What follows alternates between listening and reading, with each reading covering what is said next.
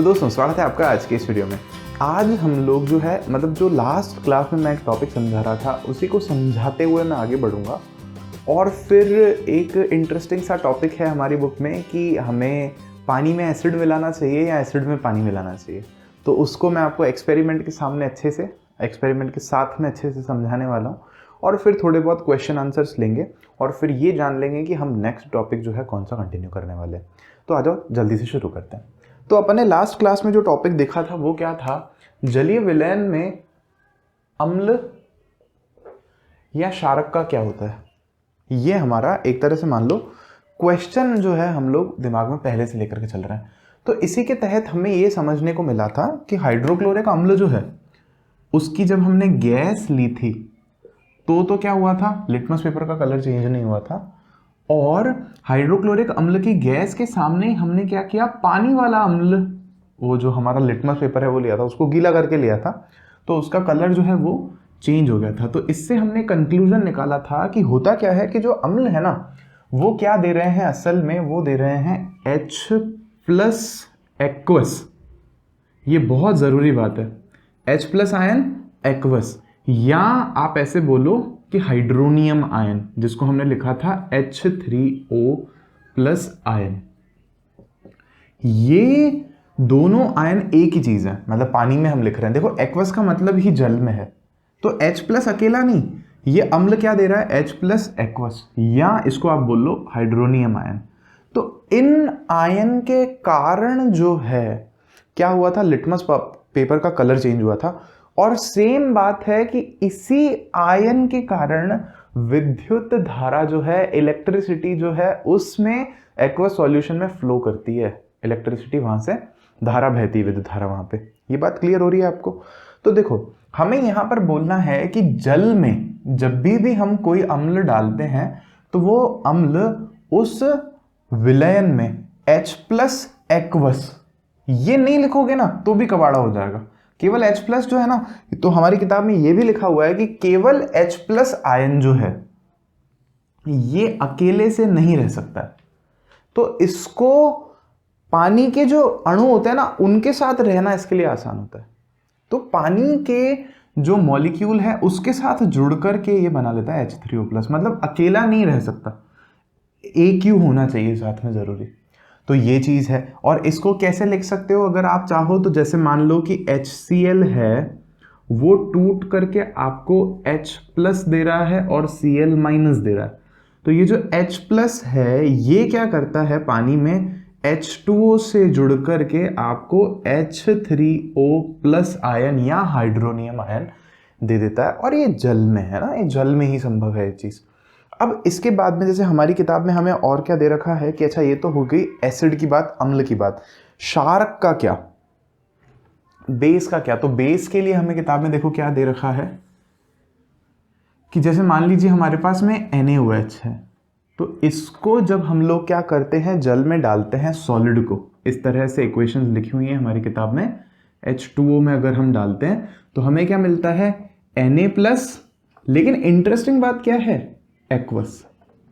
मतलब Na+ भी अकेला नहीं रह सकता, आ रही बात समझ में, वो एक्वस में ही मिल रहा है आपको। और यहां पे है हमारे पास में OH-, वो भी एक्वस में, Na+ भी एक्वस में और OH- भी एक्वस में। सेम हमारे पास दो और रिएक्शंस हमारी किताब में दे रखी हैं, वो है एक है KOH की और एक है MgOH की।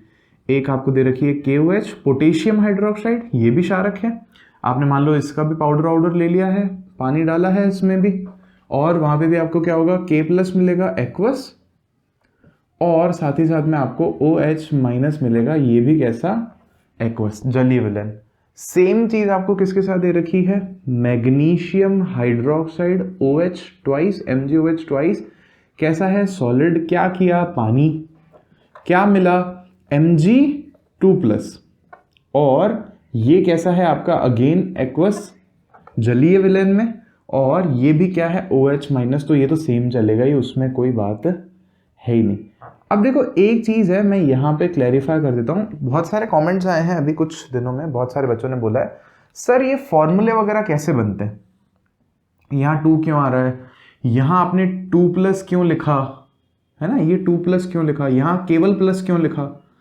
तो इसका उत्तर क्या है, मैंने एक वीडियो बना रखा है सूत्र कैसे बनाएं करके, तो उस सूत्र बनाएं कैसे करके वीडियो का जो लिंक है आपको इस वीडियो के डिस्क्रिप्शन में नीचे मिल जाएगा, तो वो देख लेना, अभी तो उससे हेल्प हो जाएगी। और नहीं तो ये 9th क्लास का टॉपिक है और मैं 9th जब वापस डिटेल से इस टॉपिक को लूँगा तो वो भी वीडियो आपको मिल जाएगा टाइम पर। अभी हालांकि मैंने वो वीडियो जो है नहीं लिया है।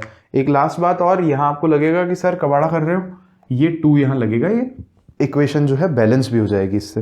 अब एक छोटी सी यहाँ पर इंटरेस्टिंग बात हमें दे रखी है, वो समझना क्या कि सारे जो क्षारक होते हैं ना, सारे जो बेस होते हैं वो जल में घुलते नहीं है। तो जो क्षारक जल में घुलनशील हैं, जो जल में डिसॉल्व हो जाते हैं, पानी में मिल जाते हैं, उनको हम लोग बोलते हैं क्षार। ठीक है, और इनको इंग्लिश में हम लोग बोलते हैं एल्कलाई। एल्कलाई कौन है, वो क्षारक जो जल में घुलनशील होते हैं। आपको बस इतनी सी बात याद रखनी है। फिर इसके बाद एक छोटी सी चीज हमें और दे रखी है, वो देख लो कि है ना, हमने जो न्यूट्रलाइजेशन रिएक्शन देखी थी, या जिसको हमने क्या बोला था, उदासीनीकरण अभिक्रिया जो थी हमारे पास में, उसमें हमने देखा था कि अम्ल और जो क्षार है या क्षारक है वो मिलकर के क्या बना रहे थे, लवण और जल। तो अब आप इस चीज को ऐसे समझ सकते हो कि असल में ये जो क्षारक है ये जलीय विलयन में क्या देता है, OH-, और जो अम्ल है वो क्या देता है, H+। तो ये दोनों चीजें ही मिलकर के क्या बना देती हैं, जल बना देती हैं। तो इस बात को हम कैसे लिख सकते हैं, जैसे इसको किताब में लिखने का एक तरीका बता रखा है। अब ना मेरा बस ये कारण आपको ये बताने का ये है कि किताब की एक एक लाइन जो है ना अपनी कवर हो, मतलब ऐसा नहीं हो कि मैं किताब में से एक लाइन भी छोड़ दूं। तो देखो कैसा तरीका बता रखा है हमें कि मान लो किसी अम्ल को हमने दिखा रखा है HX लिख करके, MX मान लो इसको, MX कह दो भली, बोलने में अच्छा लग रहा है, MX, और OH हेरा और H हेरा, तो दोनों मिलकर के क्या हो जाएंगे, H2O। तो पानी अलग हो गया। और हमारी किताब में तो और बल्कि उन्होंने एक स्टेप क्या किया, पहले सीधा H2O नहीं लिखा, पहले उन्होंने लिखा है HOH और फिर इसको अगले स्टेप में जाकर के लिखा है H2O। तो वो क्या कह रहे हैं कि ये अम्ल है जिसके पास H+ था, ये क्षार है जिसके पास OH- था, ये बाकी की चीजें हैं जिन्होंने जुड़ करके क्या बना लिया, लवण बना लिया, और H2O तो जो है वो बन ही गया। तो अब इतना अगर आपको समझ में आ गया है, क्लैरिफाई हो गया है, तो हम एक काम कर सकते हैं, आगे बढ़ सकते हैं। अगला जो हमारा टॉपिक है वो बहुत ही ईजी है, ध्यान से समझना, बोर्ड पे जगह तो है नहीं लेकिन आप लोगों के दिल में बहुत जगह है और मेरे भी दिल में बहुत जगह है, तो मुझे उम्मीद है आपको उससे कोई प्रॉब्लम नहीं होगी। यहाँ देखो, यहाँ समझो कि हमें एक शिक्षा दे रखी है किताब में कि कभी भी जो अम्ल है ना, या अगर कोई क्षारक है तो उसको आप क्या मत करना, उसको अगर आपको तनुकृत करना है, डाइल्यूट करना है, डाइल्यूट करना है मतलब पानी मिलाना है उसमें, तो क्या तरीका होना चाहिए। तो किताब हमें कहती है कि आपको क्या करना चाहिए, अम्ल या क्षारक लेना चाहिए और उसको धीरे धीरे थोड़ा थोड़ा पानी में मिलाना चाहिए और पानी को हिलाते रहना चाहिए। आ रही बात समझ में, मतलब आपको क्या नहीं करना है वो ध्यान से कान खोल के आंखें फाड़ के सुन लो कि एसिड या बेस है, अगर आपके पास में कोई भी सांद्र कंसंट्रेटेड आपके पास में क्या है, कोई भी अम्ल है या क्षार है, तो उसमें जल नहीं मिलाना है, उसमें पानी नहीं मिलाना है। उसका कारण क्या है समझना, कि मान लो अगर मैं एग्जांपल यहां ड्रॉ करके बता रहा हूं और यही चीज मैं आपको करके भी दिखाने वाला हूं अभी जस्ट। मान लो अगर ये आपके पास में एक मोटी वाली टेस्ट ट्यूब है मान लो, ठीक है, और इस टेस्ट ट्यूब में क्या है, हमारे पास में सांद्र सल्फ्यूरिक अम्ल है, ऐसा मान लेते हैं अपन, कंसंट्रेटेड H2SO4 है हमारे पास, H2SO4, और ये भी कैसा, कॉन्संट्रेटेड, ऐसा है मान लो। और अगर आपने क्या किया, मान लो ऊपर से आपने इसमें थोड़ा सा पानी डाल दिया, थोड़ा सा मतलब मान लो छोटा सा एक कोई ढक्कन वक्कन लेकर के उसमें से आपने इसमें थोड़ा सा पानी था, इतना सा ही, और वो पानी इसमें डाल दिया, तो पता है क्या चांसेस हैं ये जो अभिक्रिया है ये बहुत ही ज्यादा कैसी है, ऊष्माक्षेपी अभिक्रिया है। ऊष्माक्षेपी बोले तो एक्सोथर्मिक, बहुत ज्यादा जो हीट है वो जनरेट होगी। और क्या होगा, इतनी तीव्र अभिक्रिया होगी, इतना जल्दी होगी ये अभिक्रिया कि ये जो अम्ल है ना, इसका तापमान तो बढ़ेगा ही बढ़ेगा और ये ऊपर उछल सकता है। और ये ऊपर उछलने के कारण हो सकता है कि यहां से बाहर आ जाए और किसी के हाथ पर लग जाए या किसी और जगह पर, स्किन पर किसी के लग जाए तो तबाही हो सकती है। समझ रहे हो, मतलब नुकसान हो सकता है। और क्या होता है, जब हम क्लासरूम वगैरह में कर रहे होते हैं ना, लैब वगैरह में, तो मस्ती कर रहे होते हैं बच्चे, थोड़ा उनको लगता है कुछ नहीं कुछ नहीं कुछ नहीं, और कभी ये गड़बड़ हो सकती है। फिर आई बात समझ में। तो ये तो तरीका कैसा है इसको मैं बता देता हूं कि ये तरीका जो है, ये अगर जल हो तो ये तरीका है गलत, ऐसे नहीं करना है कभी भी। और इसका ऑल्टरनेटिव क्या है हमारे पास, दूसरा रास्ता जो हमें अपनाना है, मैं बार बार रिपीट कर रहा हूं, हो सकता है कभी आपको ये करना पड़े जीवन में, कि एसिड को आपको डालना है जल में धीरे धीरे और पानी को हिलाते रहना है, और वो गर्म भी होता रहेगा। आ रही बात समझ में। जब उसको तनुकृत करोगे, जैसे भी मैं भी करता ही हूँ, डाइल्यूट उस एसिड को पानी में डाल करके धीरे धीरे धीरे, तो वो गर्म भी हो जाती है बॉटल पूरी की पूरी। तो अब मैं क्या कर रहा हूँ, एक बार ध्यान से सुनना, मैं आपको यही वाला कबाड़ा जो मना कर रहा हूँ ना मैं आपको करने के लिए, वो पूरे प्रोटेक्शन के साथ करके दिखाऊंगा, बहुत छोटे स्केल पे। बहुत थोड़ा सा सांद्र लेंगे अपन अम्ल, और उसमें थोड़ा सा सीधे पानी डाल के देखेंगे ऊपर से, और मैं बस आपको उसका तापमान नाप के दिखाऊंगा कि कितना वो गर्म हो जाता है। तो आ जाओ देखते हैं। तो आज अपन ने फिर देखो दोस्तों ले लिया है अपना, ये है अपना कंसनट्रेटेड सल्फ्यूरिक एसिड, और इस पे है ना ये यहाँ पे निशान भी होता है, जो कि आपकी सेफ्टी के लिए बताता है कि आपका हाथ इस पर नहीं लगना चाहिए, सब खराब ही हो जाना है। देख लो, ये किताब में भी दिखा रखा है निशान, एक ट्रायंगल के अंदर बंद है त्रिभुज के, इसलिए दिखा रहा हूँ। और उस पर लिखा हुआ भी है कि किताबों में मतलब बॉटल्स पर लिखा हुआ होता है, तो ध्यान रखना आप। अब मैं क्या कर रहा हूँ, इस बार है ना इसको थोड़ा बाहर निकाल रहा हूँ अपने इससे ड्रॉपर से। तो ध्यान देना है आप सबको भाई, मेरे को तो इसको हाथ में लेने में ही डर लगता है। इसको मैं ले रहा हूँ इस बड़ी वाली टेस्ट ट्यूब में।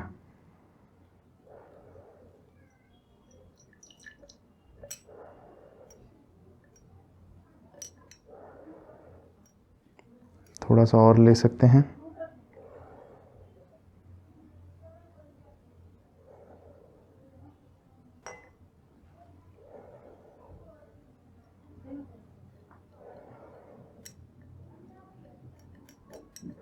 तो पहले मैं आपको करके दिखाने वाला हूं कि आपको क्या गलती नहीं करनी है। और इस टेस्ट ट्यूब को जो है मैं यहाँ रख रहा हूँ,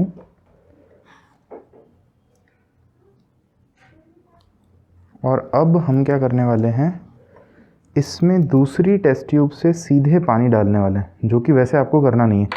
पहले मैं वो चीज़ करने से पहले इसको अपना जो है थोड़ा साइड रख रहा हूँ, डरावनी चीज़ को।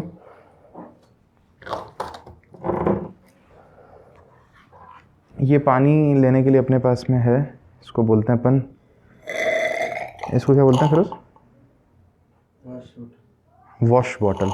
तो वॉश बॉटल है अपने पास में। अब ये देखो, अपन यहाँ पानी ले लिया। अब ये चीज़ ना अपने को करनी नहीं चाहिए। इसके लिए वैसे मैंने एक और चीज़ मंगवाई है, तो ये है अपने पास में टेम्परेचर मीटर। ये अपने को, ये मेडिकल वाली है, वही कोरोना का जिससे अपन टेम्परेचर लोग चेक करते हैं। तो अगर मैं भी नॉर्मल टेम्परेचर चेक करूं तो ये 33.9 डिग्री सेल्सियस दिखा रहा है हाथ का टेम्परेचर। थोड़ा ठंड का मौसम भी है। और अगर ये टेम्परेचर मैं यहाँ पे चेक करूं 26.3 डिग्री सेल्सियस, ये एक्सपेरिमेंट ही है, मुझे नहीं पता कि ये इतना अंदर उसके देख पाएगा भी कि नहीं, बट अपन इसको तो साइड में देख रहे हैं। मैं आपको बस दिखाना चाह रहा हूँ, कोशिश मैं आपको बस ये कर रहा हूँ दिखाने की कि टेम्परेचर बढ़ जाता है तो एसिड दूर अपना। अब पानी कभी नहीं डालना अपने को एसिड में, लेकिन मैं आपको डाल के दिखा रहा हूँ, ये अजीब बात है अपने आप में। और इसीलिए सारा देखो प्रोटेक्शन है, आपको ये गलती गड़बड़ कहीं नहीं करनी है, ध्यान देना पूरा।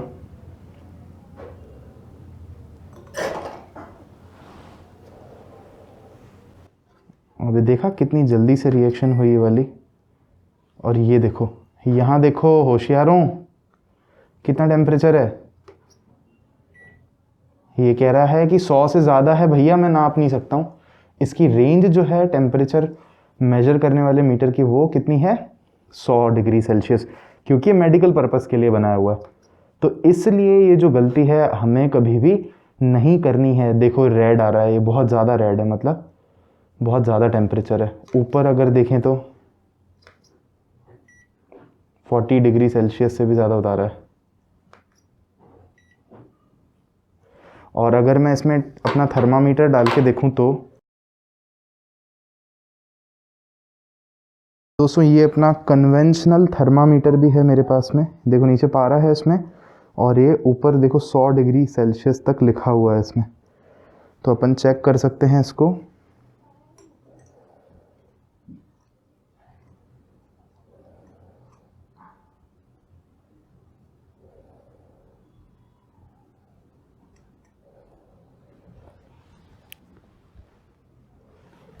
ये देखो, बस यहाँ देखा, ये पतली सी लाइन दिख रही है क्या, देख पा रहे हैं क्या अपन, सिल्वर लाइन यहाँ पे।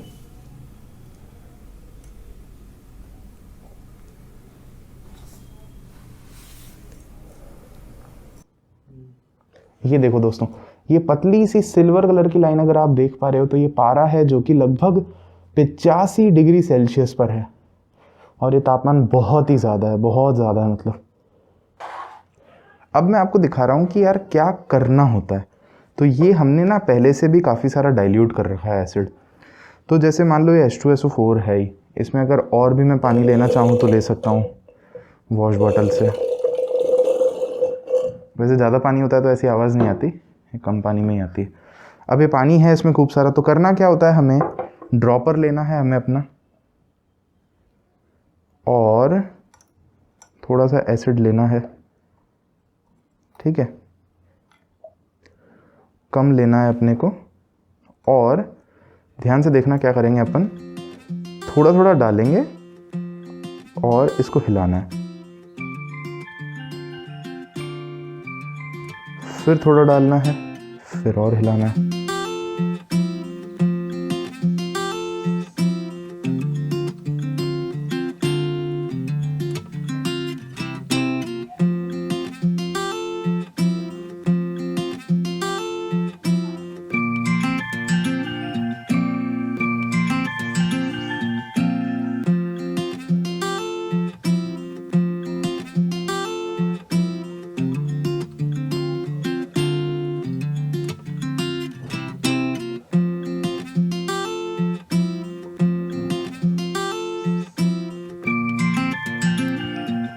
तो ये मैंने काफ़ी सारा इसमें डाल दिया है। अब अगर हम इसका टेम्परेचर देख लें एक बार,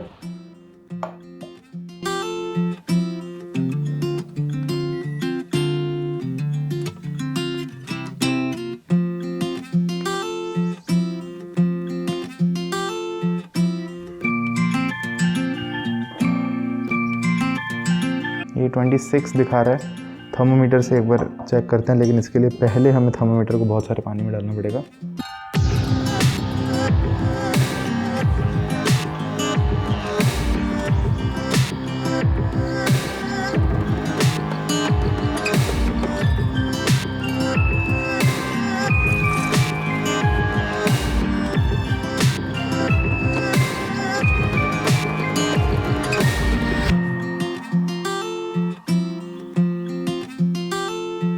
तो देखो दोस्तों, इसको मैंने अब इसमें डाला भी है तो भी वो टेम्परेचर 25-30 के बीच में है, कहीं पर 37-38 के बीच में।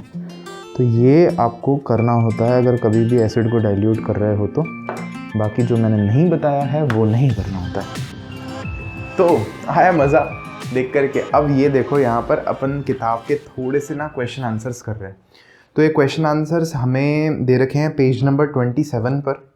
और इससे पहले अगर मैं आपको छोटी सी एक बेसिक बात बता दूं जो यहाँ पर हमने समझी है, कि कोई अम्ल कितना ज़्यादा प्रबल होगा वो किस बात पर डिपेंड कर रहा है कि वहाँ पर कितने हाइड्रोनियम आयन हैं या H+ एक्वस आयन है। मतलब अगर वो तनुकृत भी किया है आपने उसको, तो डिपेंड किस बात पे कर रहा है कि कितने H प्लस आयन उसमें हैं, तो वो उतना ज़्यादा प्रबल हाइड्रोक्लोरिक अम्ल या सल्फ्यूरिक अम्ल होगा, या नहीं तो वो कैसा अम्ल होगा, दुर्बल अम्ल होगा। सेम बात है हमारे साथ में किसके लिए, क्षारक के लिए। तो जो क्षारक जल के उस विलय में ज़्यादा OH माइनस जो है देगा, आयन, हाइड्रोक्साइड आयन देगा, वो उतना ही ज़्यादा प्रबल क्षारक होगा, जो कम देगा वो दुर्बल क्षारक होगा। इतना समझ में आ गया है? तो ये बात हमें क्वेश्चन आंसर्स में अभी काम भी आने ही वाली है, तो मैं अच्छा हुआ बता ही दिया आपको। ये लिख लोगे अगर कहीं पर तो बहुत ही बेहतर है, नहीं तो क्वेश्चन आंसर्स में तो ये कवर हो ही जाएगी, कोई प्रॉब्लम नहीं। अब यहाँ समझो, पेज नंबर 27 क्वेश्चन पहला ले रहे हैं अपन। HCl, HNO3 आदि जलीय विलयन में अम्लीय अभिलक्षण क्यों प्रदर्शित करते हैं, जबकि अल्कोहल और ग्लूकोज जैसे यौगिकों के विलयनों में अम्लीयता के लक्षण अभिलक्षण नहीं प्रदर्शित होते हैं। तो ये हमने एक्सपेरिमेंट मैंने आपको समझाया था पूरा का पूरा कि कैसे दे रखा है। तो हमें बोलना है HCl और जो HNO3 हैं वो जल में घुलने पर H प्लस आयन देते हैं, हाइड्रोजन आयन देते हैं या हाइड्रोनियम आयन देते हैं, और इन आयनों के कारण ही अम्लीय लक्षण जो है अभिलक्षण प्रदर्शित होते हैं। जबकि अल्कोहल और जो ग्लूकोज है वो दोनों ही जल में घुलकर हाइड्रोनियम आयन नहीं देते हैं, है ना। ग्लूकोज, अल्कोहल और H2SO4, HCl या HNO3 कोई ऐसे 2-3 एसिड के नाम लिख देगा, बोलेगा कि इनसे जांच किस प्रकार की जाए कि इनके अम्लीय अभिलक्षण प्रदर्शित होते हैं। तो जांच करने के लिए हमें ना एक्सपेरिमेंट बताना पड़ता है कि हम एक बीकर लेंगे, उसमें पानी में ये मिलाएंगे अम्ल, फिर उसमें ग्लूकोज डाल के देखेंगे, फिर उसमें डाल के फिर उसमें से विद्युत धारा का ऐसा सर्किट बना लेंगे, फिर जिसमें से करंट पास होती है तो वो अम्लीय है, जिसमें से नहीं होती वो नहीं है, ऐसे करके। तो ये बताना पड़ता है इस तरह से। तो हो सकता है आए, लेकिन आने के चांसेस कम होते हैं। खैर इस क्वेश्चन के नेक्स्ट क्वेश्चन सुनो। अम्ल का जलीय विलयन क्यों विद्युत का चालन करता है? बेसिक क्वेश्चन है, अम्ल का जलीय विलयन क्यों विद्युत का चालन करता है? बहुत सिंपल है कि अम्ल जलीय विलयन में हाइड्रोनियम आयन का निर्माण करते हैं। ये लिख कर के भी बता देना, H प्लस एक्वस या H3O प्लस आयन का निर्माण करते हैं। इसलिए आयनों के कारण विद्युत धारा का प्रवाहन होता है या चालन होता है उसमें से। क्वेश्चन नंबर तीसरा, मतलब एक ही लाइन का आंसर है ना, ऐसे में सोचना कि बहुत बड़ा लिखना पड़ेगा। क्वेश्चन तीसरा क्या है, शुष्क हाइड्रोक्लोरिक गैस शुष्क लिटमस पत्र के रंग को क्यों नहीं बदलती है? ये भी अपन ने समझा ही है कि शुष्क हाइड्रोक्लोरिक गैस जो है उसमें आयन नहीं होता, H प्लस आयन नहीं होता, इसीलिए वो लिटमस पत्र का कलर नहीं बदल पाती। और जब उसको हम लोग लिटमस पत्र को ही भिगो देते हैं तो जल से जुड़ने के बाद वहां पर हाइड्रोनियम आयन का निर्माण हो जाता है, इसलिए फिर लिटमस पत्र का जो है कलर चेंज हो जाता है। Got it? फिर उसके बाद है हमारे पास में, अम्ल को तनुकृत करते समय है यह क्यों अनुशंसित करते हैं कि अम्ल को जल में मिलाना चाहिए, न कि जल को अम्ल में? तो अम्ल को जल में मिलाना चाहिए क्योंकि यह अभिक्रिया बहुत ही ज्यादा ऊष्माक्षेपी होती है और तीव्रता से हो जाती है अभिक्रिया।